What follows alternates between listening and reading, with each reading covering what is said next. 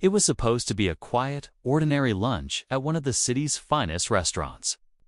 The room buzzed with soft chatter, silverware clinking against plates, and sunlight streaming through tall glass windows. At a small table in the corner sat a woman in a simple cream blouse, her hair neatly tied back, a warm smile on her face.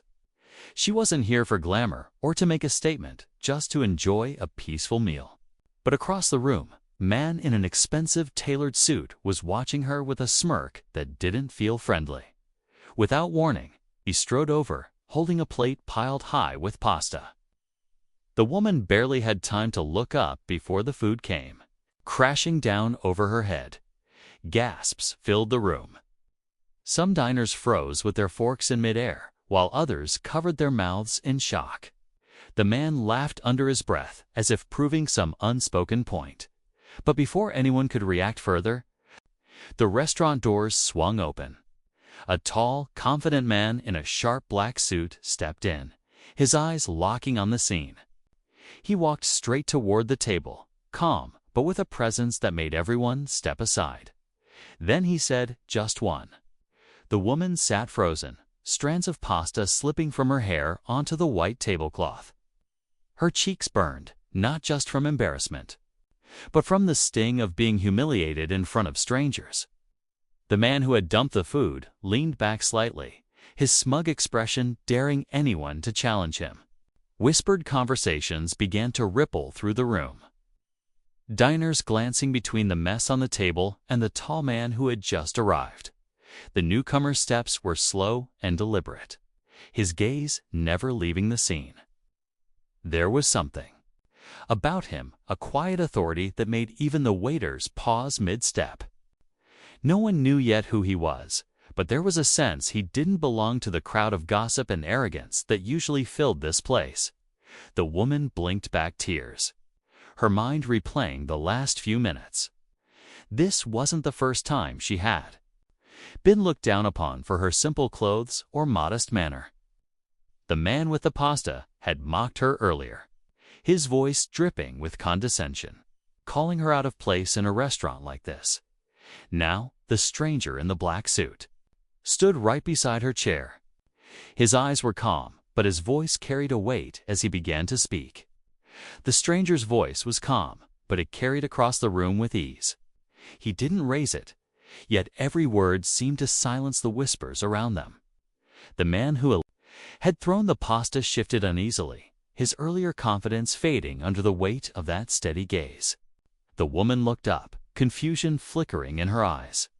She didn't know this man, or at least she thought she didn't. Some diners began to piece things together. The cut of his suit, the way the staff suddenly straightened at his presence, the subtle nods from those who recognized him. He wasn't just any passerby. He belonged to a world far above the one this arrogant man thought he ruled. At a table near the window, two women whispered to each other, wondering if this newcomer was the woman's friend, a family member, or something more. A waiter hovered nearby, torn between clearing the mess and staying out of the unfolding drama.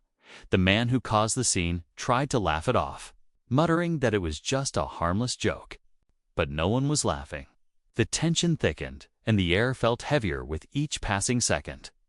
The stranger took one step closer, his eyes never wavering, ready to say the words that would change everything. The room felt like it was holding its breath. Every eye was locked on the three of them, the humiliated woman, the arrogant man still gripping the empty plate, and the stranger whose calm presence seemed to command the entire space. The clinking of cutlery and soft chatter that had filled the restaurant earlier had vanished, replaced by a silence so thick it was almost loud. The stranger's gaze moved briefly to the woman. There was no pity in his eyes, only a quiet reassurance, as if to say she wasn't alone anymore. Then his attention returned to the man who had caused the scene. The offender shifted his weight from one foot to the other, his earlier smirk now replaced with a nervous twitch in his jaw. It was clear he was trying to measure who he was up against. From a corner table, a man in a gray suit subtly reached for his phone, ready to record whatever was about to happen. The waiters lingered near the kitchen entrance, unsure whether to step in or let the moment unfold. The stranger took one more step forward, closing the gap between them. The air seemed to tighten, and then, with the entire restaurant watching, he opened his mouth to speak. But before the stranger could speak, a sharp voice cut through the silence from the back of the restaurant. Everyone turned to see an older man in a dark navy suit striding forward, his expression unreadable. The arrogant man's face shifted instantly from unease to sudden relief, as if help had just arrived. The older man placed a firm hand on his shoulder and looked directly at the stranger. "You don't know who you're dealing with," he said, his tone carrying a quiet warning. Murmurs swept through the room. Some recognized the newcomer as a powerful businessman with deep connections, someone used to bending situations to his will. The tension that had been focused on one man now seemed to split in two. Like a storm suddenly growing larger. The woman sat frozen, her mind spinning. Who were these men, and why did it feel like something bigger than a public humiliation was playing out? The stranger didn't flinch. If anything, his posture grew steadier, his eyes sharper. As though he had been expecting this moment, the older man leaned in, whispering something meant for the stranger alone. Whatever it was, it made the woman's protector give the smallest of smiles, not of amusement, but of certainty. The stakes had just doubled. The stranger finally spoke, his voice steady but carrying a weight that silenced every breath in the room. "I know exactly who I'm dealing with," he said, his eyes locked on the older man. "And I also know exactly what you've been trying to hide." The words seemed to hang in the air, each syllable making the arrogant man shift uncomfortably. Then, the stranger reached into his jacket and placed a folded document on the table. "This," he said, "isn't just about a plate of pasta. It's about the kind of people who think they can treat others as less because of where they come from." He glanced at the woman, his gaze softening. Not anymore. The older man's expression tightened. He tried to speak, but the stranger's next words stopped him cold. "You see, I'm not just her friend, I'm her husband." Gasps rippled through the restaurant. The woman's eyes widened in shock. She had kept their marriage private, for reasons only they knew, and now the truth was out. The arrogant man looked between them, realization dawning that his actions had just backfired on the grandest scale. And as the stranger calmly pulled out a chair for his wife, he added one last line that made the entire room lean in. "Oh, and that document? It's going public tonight."